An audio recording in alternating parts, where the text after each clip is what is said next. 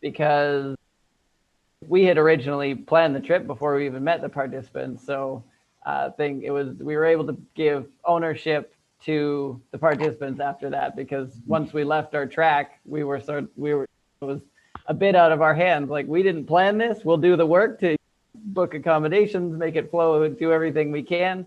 But this is also now everybody's job.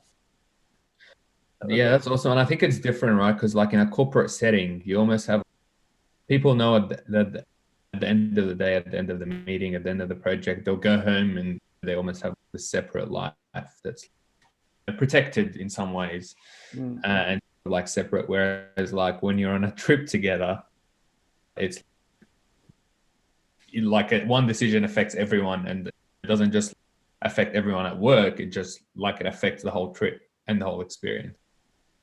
Yeah, that's different level of risk. Awesome. Thanks so much for sharing that. Yeah, as usual, I love just hearing different perspectives and different experiences. I was reading one academic article that was looking at what makes design facilitation successful. And this piece or this quote really resonated with me because it talks about facilitation when we're talking about like systems thinking in complex systems and designing services that work within those complex systems and things like that. It talks about how this article talks about how facilitation enables teams to dive deep into the ecologies or the networks of services, into the world of needs and different people's needs who are interacting with that service or using that service or impacted by that service. And also it helps us visualize, formulate, and choreograph solutions, which is very different terminology, I think, to typical like facilitation that talks about just facilitating meetings or just facilitating like a conversation. Does that make sense? There's like a difference between like facilitating one meeting or one conversation versus like facilitating change and a change in the complex systems. And along with that comes like long-term relationships, managing relationships with different stakeholders, helping different stakeholders come to the same table and work together. Along comes with that things like power, right, in the system. The government employees typically have more power, say, than community groups, which I think is really important. I put the link there. Our homework this week, or one of the homework pieces for this week, is going to be to go through that article because I think it's really helpful. Like frames up facilitation in a really helpful way. So here's a quick reflection piece for us to get started. So what do you think facilitation means to you? What experience have you had with it? And then why do you want to learn about it, and what do you want to learn? So I'll hand over to you, whoever wants to go. I will start. Let's start to jump in. What does the facilitation mean for me? The way I'm experiencing it in my life or my work, it's most of the time somebody who help the crowd, the room, to have different perspective to come up with a solution. It's bridging. He is a diplomat, not necessarily depends on what is the objective, but the idea is controlling the thought or the reflection of the room to ensure everybody have his space to share and ensure that we are moving forward, not stuck in one item. That's the way I see it. The experience I have to do, you had to do with it. Most of the time, I do it. I'm a number guy, and when I do it in a really narrow way, because I want to crunch quickly. I want to come up to the solution quickly based on data. Most of the time, I start with the data I have and create a hypothesis on the idea. And when I go see my client, I just present and see how it comes, what stick, what is left, and see if I understood what is the background, because most of the time the data does not all the story, to ensure that I don't have a dead angle. I want to learn it because there is a lot of way to do it. I do it based on my experience what works for me, but not necessarily is the best way, because I am, how I say that, I I drive the agenda somehow rather than letting the room to drive the agenda. I have when I drive the agenda in sense is I come up with hypothesis and testing. It's more than a lab testing than the let's the wisdom of the crowd come up with Yeah. the solution. Yeah. Okay, cool. So it's almost like testing ideas versus helping the people in the room co-create or create a solution together based on the information. Awesome. Sounds good. Thanks. But who wants to go next? I can go next. So for me, facilitation is almost, like I said, the ability to be able to carry forward a conversation with a group of people that I'm working with as a designer, to be able to reach a conclusion or reach some level of insights that gives me enough to work with. And I found that I struggle with that yet. Like I still feel like, I don't know, maybe it's because I'm not that great at conversations or whatever. I still feel like I have these barriers where I cannot, I blank out sometimes. I don't know how to carry it forward, and sometimes it's just not making enough sense.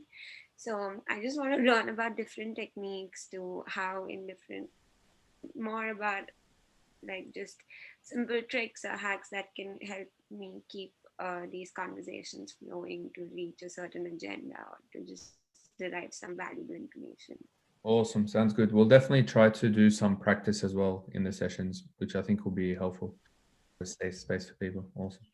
Dan. Facilitation, collectively drawing out ideas from a group and coming up with solid action steps at the end of it. I facilitated a lot of youth groups for years, as well as international tour groups, and now I'm starting to do user research. I am most excited about learning about, I've had a lot of practice doing kind of the mechanics of facilitation, getting people together, coming up with ideas. But one thing I'm really interested in is really drawing out from everybody equally things that they don't even know that they necessarily have to say, like really getting to user need within facilitation collectively, drawing that out, and then also rounding that out at the end with firm action. I think for many years before discovering design thinking, I just left it at ideation. So really coming out techniques to come to a consensus quickly at the end, because obviously the ideation is important, but coming to some sort of consensus. So yeah, both ends around the ideation I'm interested in. I've also a recent passion of mine has been really making like the fun of facilitation. I've been reading a book called Improving Agile Teams, and it's about using improv for facilitation. And it's a game changer for me. So yeah, learning how to integrate that. I've got an amateur understanding of improv, but how it truly works. And not just improv, but different techniques to make it fun and engaging. I'm into that. I want to learn more about that. Yeah, that's awesome. And I think that the challenge, like the even harder challenge, I think, to getting to action items. So there's two challenges, I think. When you've generated all these ideas, there's almost like this like space where people don't want to commit, where people are like, yeah, these ideas are great, someone else should do it. And then there is the space of, okay, great, everyone committed, how do we hold each other accountable? And that's like outside the room or in the room the next day or the next week or the next month. Which I think, I think one is, I think both of them are challenging because people are often happy to like share ideas as long as it's not them committing to it. Awesome. So I was again just trying to think about like facilitation as a skill, and this is like one of the definitions that really resonated with me. I think again, and I changed this definition I think to suit, but it talks about a facilitator acting as a Sherpa or guide to thinking and working well individually and together, because I think it's important to talk both about facilitating like individual thinking and like trying to understand what it is that you really think or what participants really think in the room individually. And then there is also that facilitation of the group setting or the group dynamics, which I think both are just as important. Let's talk about some of the problems with the relationships in complex systems. And this is like relationships in terms of working on an issue together. Often people, so especially like at the very start of say a project or a meeting, people have their own ideas. So they'll come in with their own ideas about, I think if we did this, that would be great. If why aren't we doing X, Y, or Z? The second problem is that people think they agree, right, on what the outcome is that they want to achieve, but actually each person defines success in a different way. And they might have different metrics or measurements or ideas of success. And I think the third thing is because this co-creation setting or working collaboratively together, I think it's spoken about a lot. But I think realistically, most meetings within and between organizations, there is almost like this specific level of hierarchy. It's almost like one-way information flow. Sometimes if it's okay, it's two-way information flow, but it's almost never or rarely is it like a network of people coming together and sharing information and discussing their different perspectives.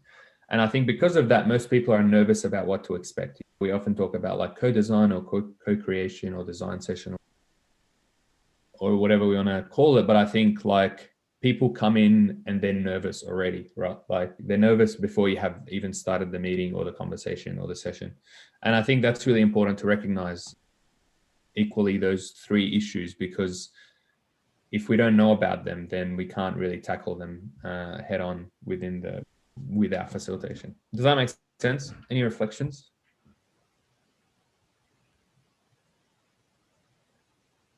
Okay, cool. So because of these issues, there's almost like a few symptoms that you see. Usually people have unspoken agendas and assumptions. And I specifically use the word unspoken because sometimes it's hidden. Sometimes it's not hidden on purpose. I think hidden implies like it's on purpose, but sometimes it's also not on purpose. And regardless, it's unspoken. It's, I want to achieve this thing. And it's not necessarily that I know I want to achieve that thing through this meeting, but because of my context I'm working in, organization I'm working for, or perspective that I'm coming with, that's what I'm coming in for.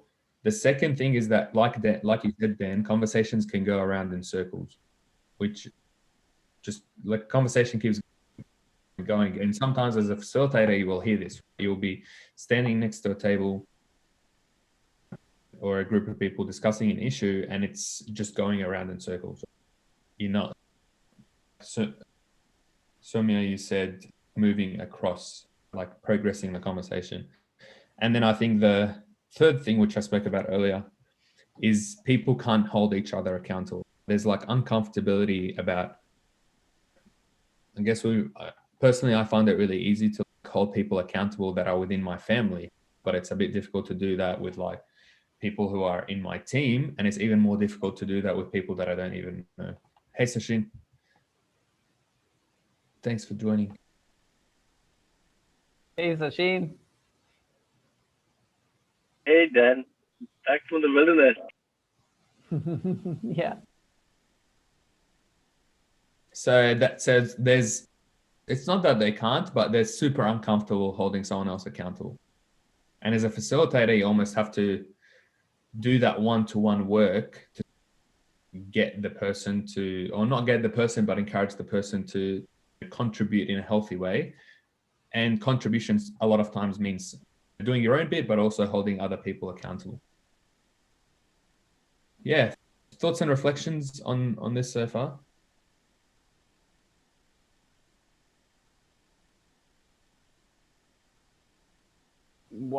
So what do you mean people can't hold each other? These are just the issues. These are the problems. Sometimes. Yeah. What do you mean people can't? Yeah, good. So I mean it in two ways. I think one of the ways is it's very easy to say organization X is not pulling its weight when organization X is not there. But it's much more difficult to say it in front of them. To say, I think we're doing this, like my organization's doing this good and this badly, but I think your organization's doing this good and this badly. So it's almost like that uncomfortability of giving someone feedback and holding them accountable. But I think the other thing that I mean by it is, like, after we've agreed action items and who's going to do what, there's uncomfortability around coming back and saying, you said you would do X. So yeah, that's what I mean. Yeah. Manners. Yeah, manners are important. They're important depending on your objective, right? If you And sometimes they're a block. Yeah. So 3 reasons to learn facilitation, or if you already know it, then dive deeper. I think the first one, which is really important, especially for designing complex systems, is we want to unlock the potential of teams and groups working together and individuals within those groups. The second thing, which we often talk about, is taking action, right? Helping groups or teams or whatever actually take action, not just have a conversation and leave the room and come back to have the same conversation, but leave the room, do something differently, and come back and have a conversation about what they did.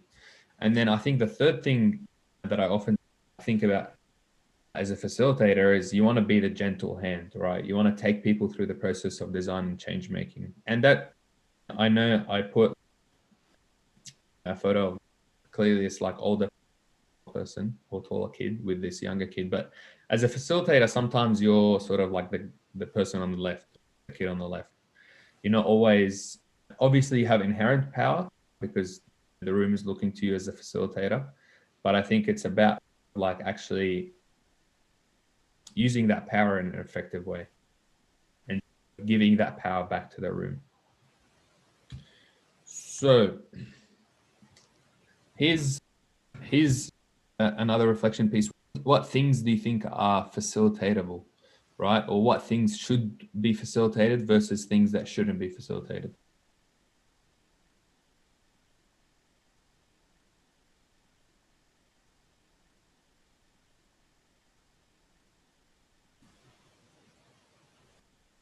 There's probably certain things, but definitely I think it's important to know exactly what that is for every situation and have that pre-decided. One of the most powerful things a facilitator can do is say, that's not on the table right now. That can be a breakout group. That can be something later. To really hold that line of what is and is in the scope of that particular facilitation. Yeah, awesome. So holding true to the outcome or the scope that we set, that we came into the room with. Yeah, awesome. I think that the group have to reach a certain maturity before the facilitator jump in a sense.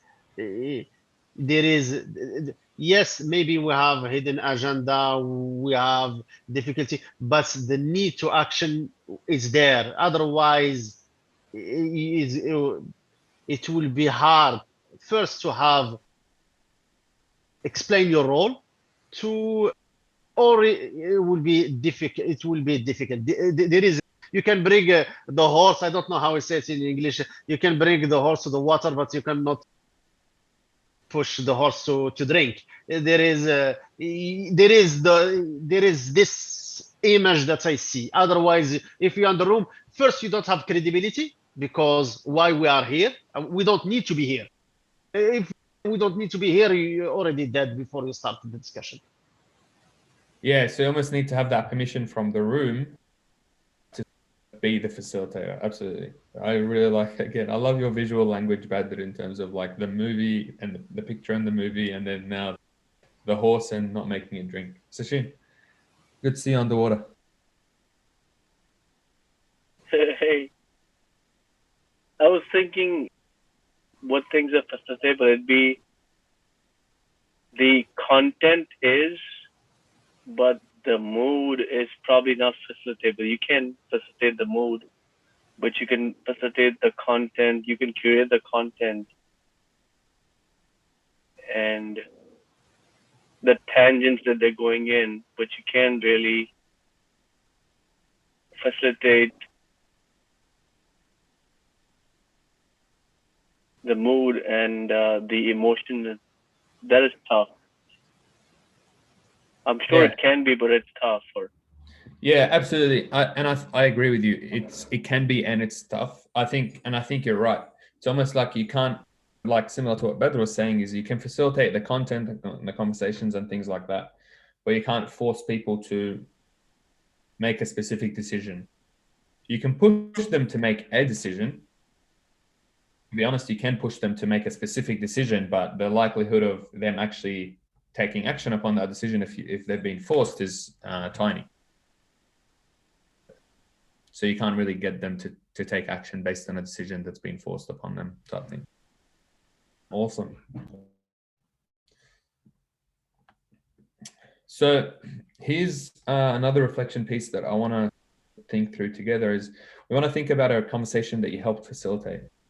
And that might be something like not even like, it doesn't have to be work related. It can be personal as well. Say two friends were arguing and you stepped in to facilitate that, or things like that. Sort of have a think about facilitation as like a personal skill as opposed to a professional skill necessarily. And then what challenges did you have to overcome to achieve your goal? What was your goal and what challenges?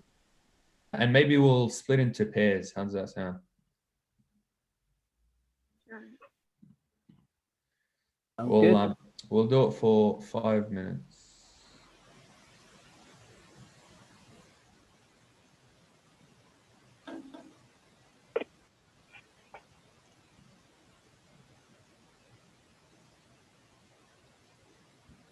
Sorry, just give me a second. I'm trying to figure out how to break.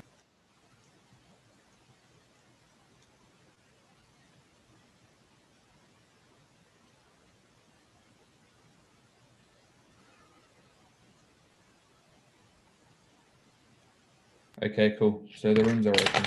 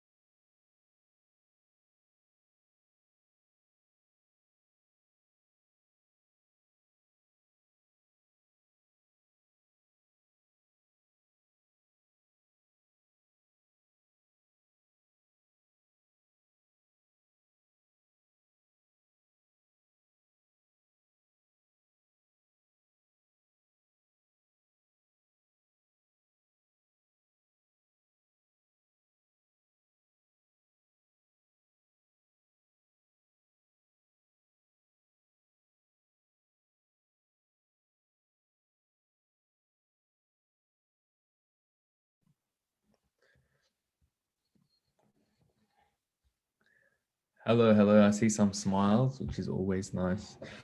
Awesome. Who wants to share back? Maybe tell me what you're smiling about. No, we had a good conversation. It starts with a good conversation regarding the topic. If can you allow me, I continue. Yeah. I resume. Yeah. Absolutely.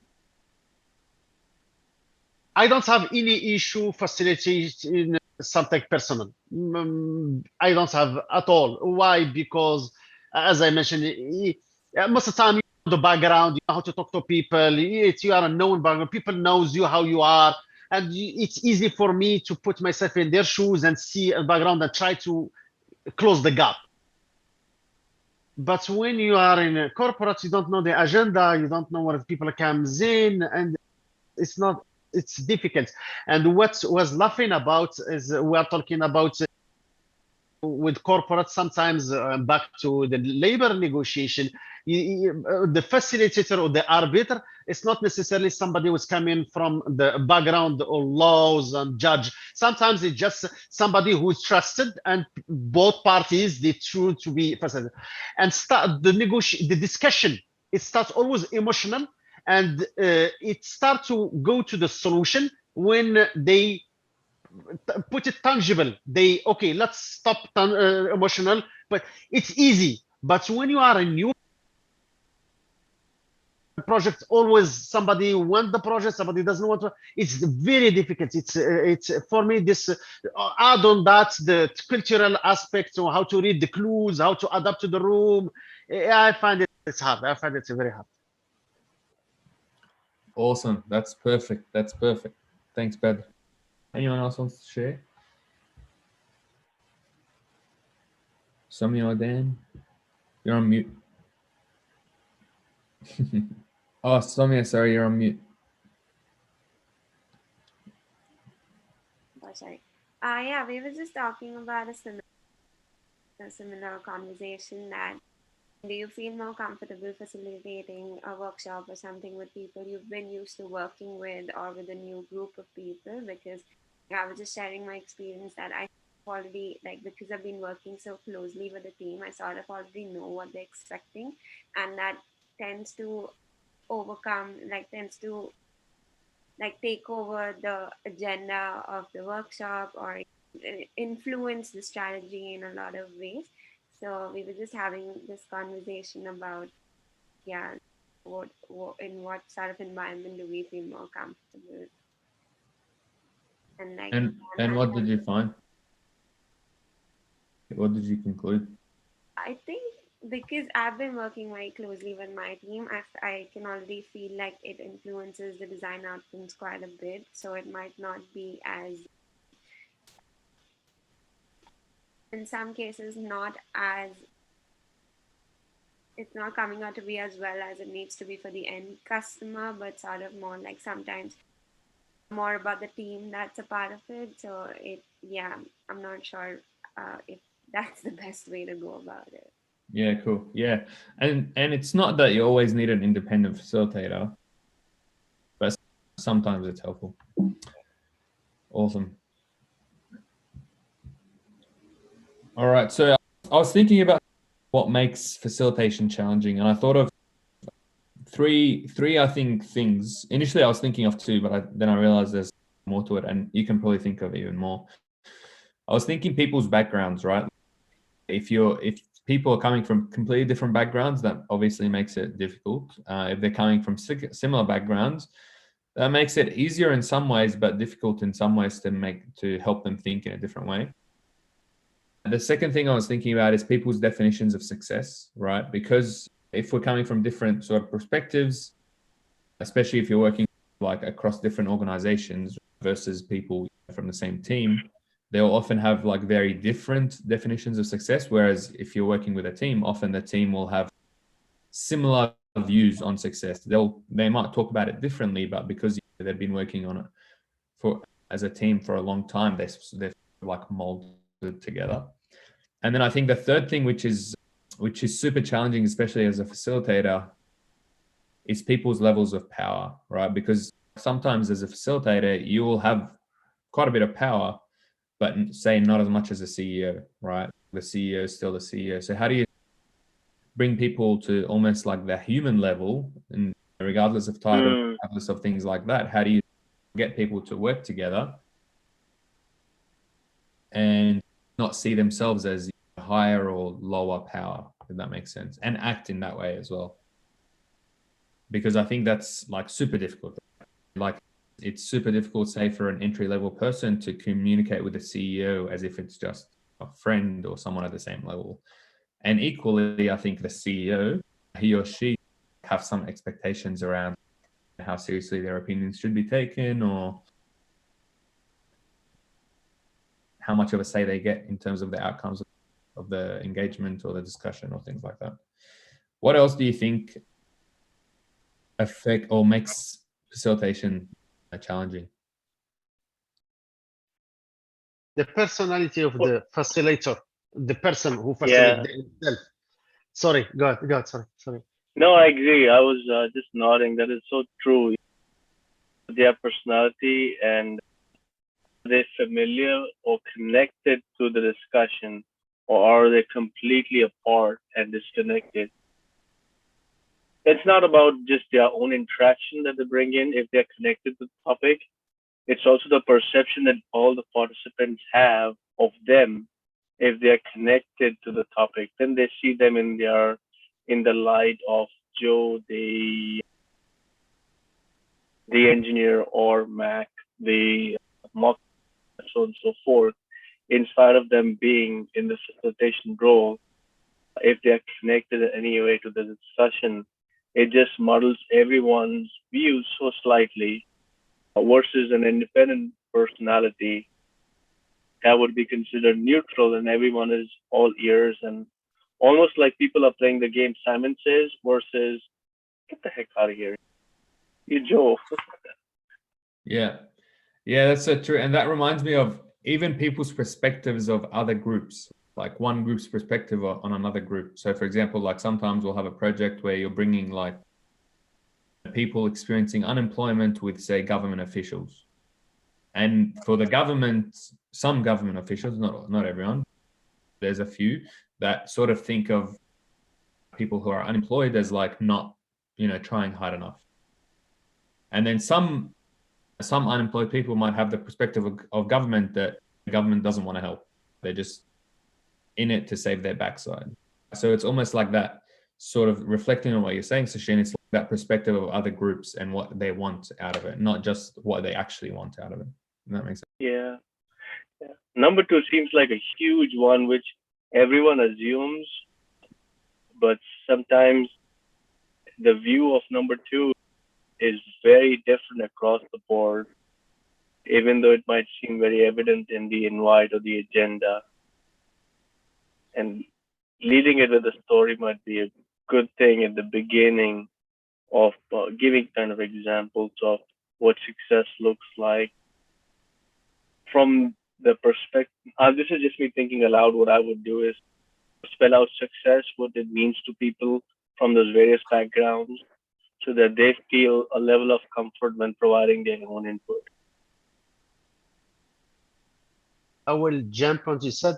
The second is very important. It is difficult, but the third one, it's complex. And sometimes you may end up finding a solution to the difficult. You can deal with difficult people easily than with complex people, because with the level of power, sometimes you may have the hidden agenda or people that are not spoken, and you are probably missing something, but you don't have any idea. But for the second one, they show their color and now let's work. Maybe they are screaming, I'm just exaggerating.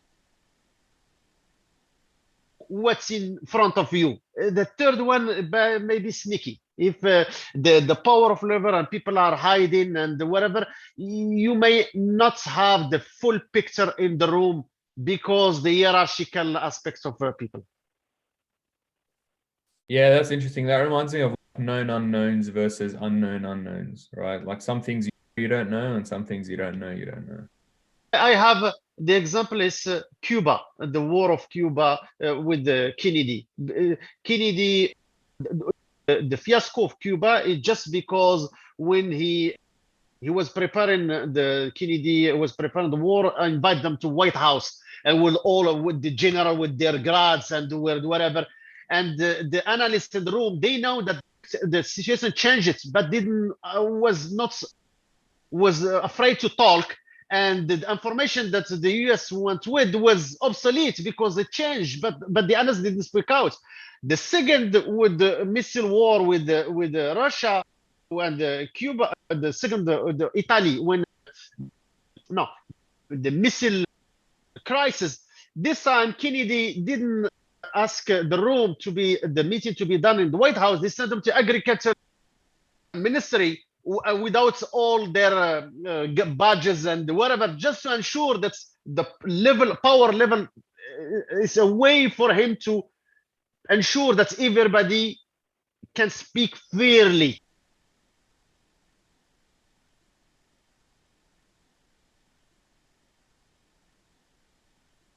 That's a pretty good one, Badar. So essentially, he stripped everyone down to neutrality in a way.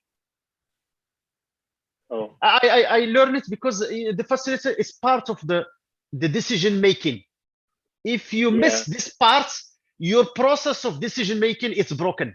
It's hugely. It's not beyond. Did you have a good meeting, not a meeting? Because whatever you come out from this, it's the path that the whole organization, whatever corporate or public, will. You have to ensure that what's come from the crowd is the right picture. Wow, that's an awesome example. That's pretty interesting. I'm gonna have to look into it after. Do some searching. So typical challenges, I think that, and this is just a list, but we'll talk about it more in detail. Building motivation and building the right kind of motivation. Again, helping people define success in a unified way.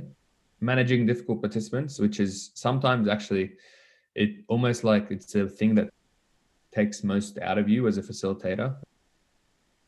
And it's difficult as a facilitator, right? Because you might, know this person, and it's the next session you're expecting this person to come, and you're like, oh, great, this person's going to be difficult yet again.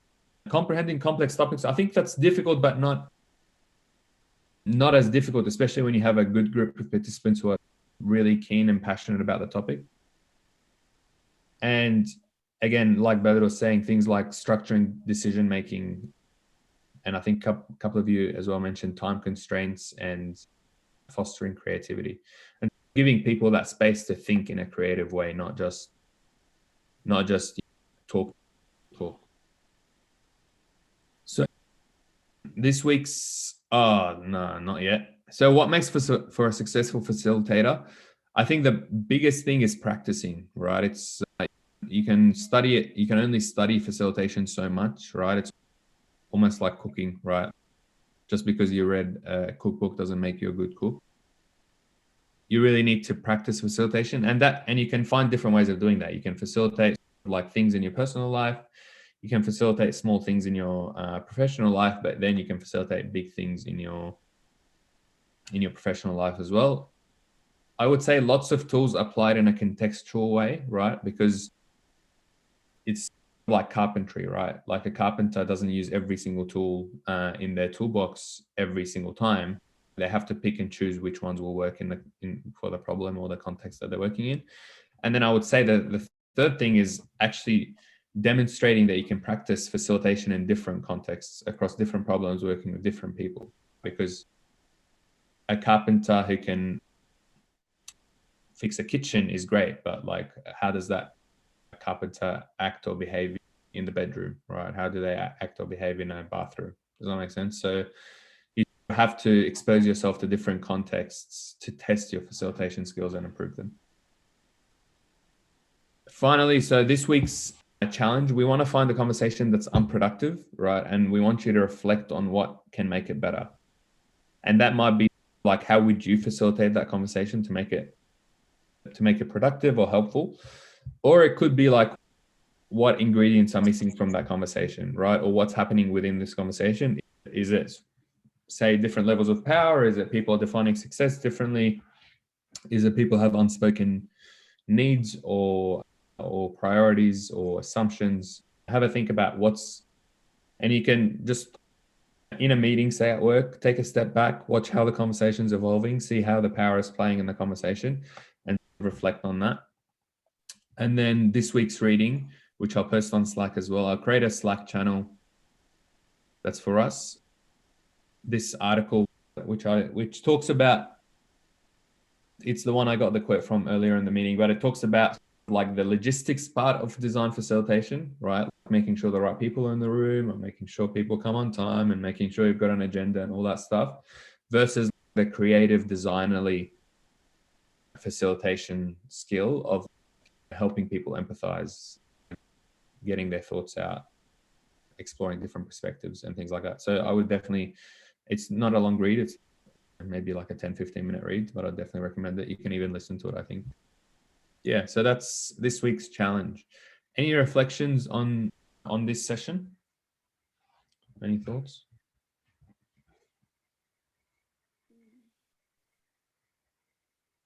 I'm super happy to see people I know and be back. And yeah, it's very topical.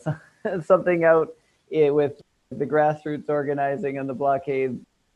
I've noticed a need for facilitation. So as we've been talking, I've been thinking about just watching a group of 10 people making very big decisions about who's going to get arrested and what's going on the next day. And it's all rush and new information comes in and ideas come in and high stakes, immediate facilitation. So I'm excited to put some of these skills into direct action, immediate use, and it's good to see everybody. So Hey, good to see you as well, Dan. Sorry, Sachin, you go. No, I said good to see you as well, Dan. Yeah, it's so good to have you back. I'm looking forward to everyone's reflections next week on like conversations that they're having or observing, and yeah, really keen to hear what's happening in your world and how do you see it.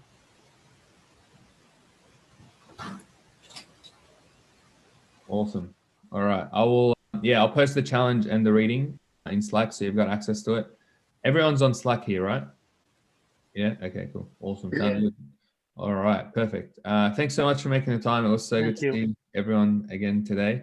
Badr, I hope our session met your expectations of the hidden bar in Tokyo. What do you think? No, I enjoy it. It's I like it. It's to the point. I enjoy it. Definitely. Have a nice day. All right. Enjoy your day or your night, and so good to see you. Dan, what were you going to say? Can we just have a chat, Abram, for a couple of minutes after? Of course. Perfect. Take care. Bye-bye. All right. Take care.